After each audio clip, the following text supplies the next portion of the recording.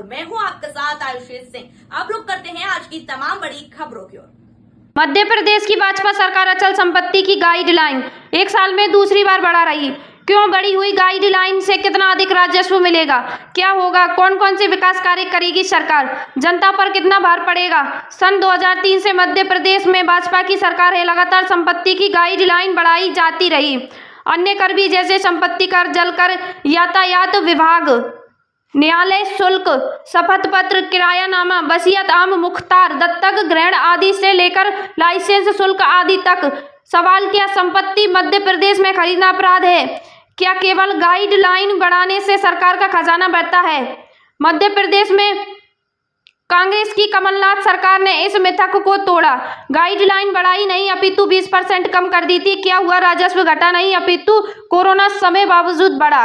यही नहीं, कांग्रेस सरकार ने पारिवारिक हक, त्याग बंटवारा, गिफ्ट डीड जैसे दस्तावेज पर स्टाम्प ड्यूटी कम की, घटाई, पुराने मकानों पर छूट बढ़ाई, कृषि भूमि में गणना बिंदु में सुधार करके मूल्य कम किए, पारिवारिक दस्तावेज तथा अन्य दस्तावेज पर अंतर करके स्टाम्प ड्यूटी घटाई, महिलाओं के लिए क्रांतिकारी कदम उठाया, केवल 1000 रुपए की स्टाम्प ड्यूटी 100 रुपए का पंजीयन शुल्क सहस्वामित्व के दस्तावेज पर होने लगा। कानून बनाया, पत्नी पुत्री को पति, पिता माता अपने साथ चाहे जितने कीमत की संपत्ति में बराबर का हिस्सेदार बना सकते। लोगों ने फायदा उठाया। गाइडलाइन से अधिक मूल्य पर रजिस्ट्री करवाने पर तय स्टाम्प ड्यूटी से कम लगाने का विधान बनाया। इंदौर से संभागीय ब्यूरो बाजिद अली कुरैशी की खबर। पहली बैठक में ही 20% गाइडलाइन कम कर दी गई, जो बीजेपी की सरकार की गाइडलाइन थी। फलस्वरूप क्या हुआ कि कोरोना के समय जो विपरीत समय था, बावजूद इसके इंदौर ने लक्ष्य से 100 करोड़ अधिक राजस्व एकत्रित किया और दस्तावेज ज्यादा हुए। पुराने मकानों में 50% तक की छूट की, पारिवारिक बंटवारे में, विभाजन में 50 पैसे की स्टाम्प ड्यूटी कर दी, 2% की स्टाम्प ड्यूटी की छूट कर दी। सबसे बड़ा और ऐतिहासिक कदम उठाया कि एक पति अपनी पत्नी को या अपनी बेटी को, एक माँ अपनी बेटी को, चाहे जितने करोड़ की संपत्ति हो, केवल 1100 रुपए में 50% का भागीदार बना सकती है। कृषि भूमि के उपबंधों में परिवर्तन किया गया।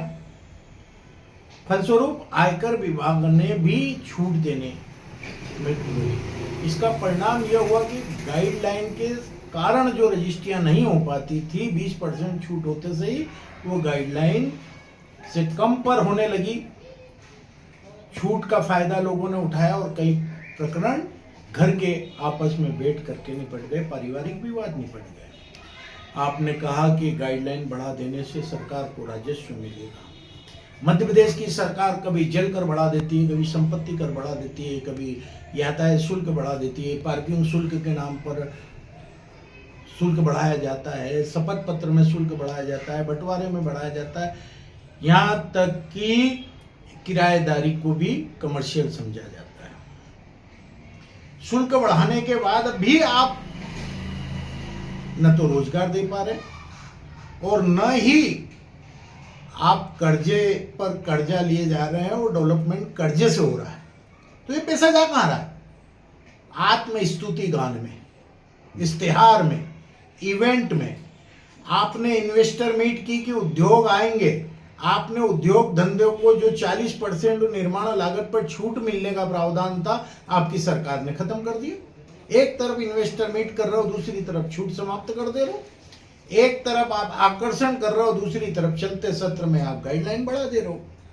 तो सवाल ये है कि ये गाइडलाइन नियम से बनी थी, आपने क्या नियम में परिवर्तन कर दिए? कांग्रेस का स्पष्ट आरोप है कि मध्य प्रदेश के मुख्यमंत्री इवेंट मुख्यमंत्री हैं और इवेंट का पैसा लाने के लिए जनता पर करों का बोझ ला रहे हैं। मैं तो उनसे कहना चाहूंगा कि आप छलनी ले लें, उस छलनी के अंदर पानी डालें, मालूम पड़ जाएगा कि मध्य प्रदेश की सरकार कथनी और करनी में कैसे करती है। वो छलनी के अंदर करों को लाती है और कर से जो पैसा प्राप्त होता है वह इवेंट के रूप में मुख्यमंत्री और उनका मंत्रिमंडल उड़ा देता है और विकास के लिए कर्जे पर कर्जा लेता है। अगर 200 करोड़ से अधिक का राजस्व इंदौर की गाइडलाइन बढ़ा देने से मिल जाएगा, मध्य प्रदेश में 1000 करोड़ भी मिल जाएगा, तो यकीन मानिए दूसरे दिन मुख्यमंत्री जी का बड़ा बड़ा विज्ञापन, इश्तेहार, इवेंट आयोजन,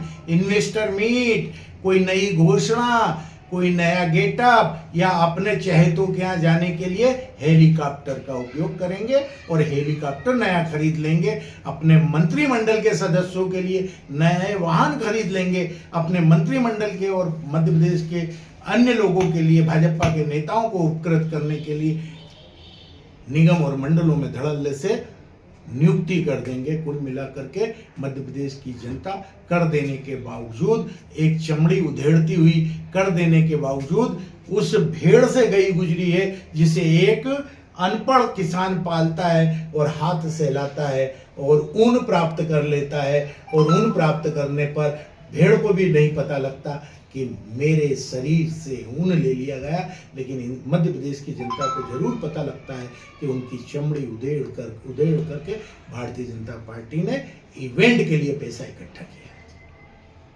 इसी तरह हमें प्यार देते रहे और ज्यादा से ज्यादा वीडियो देखने के लिए लाइक करें, शेयर करें, कमेंट करें और हाँ, सब्सक्राइब करके बेल आइकन जरूर दबाएं ताकि आप हमसे हमेशा जुड़े रहें।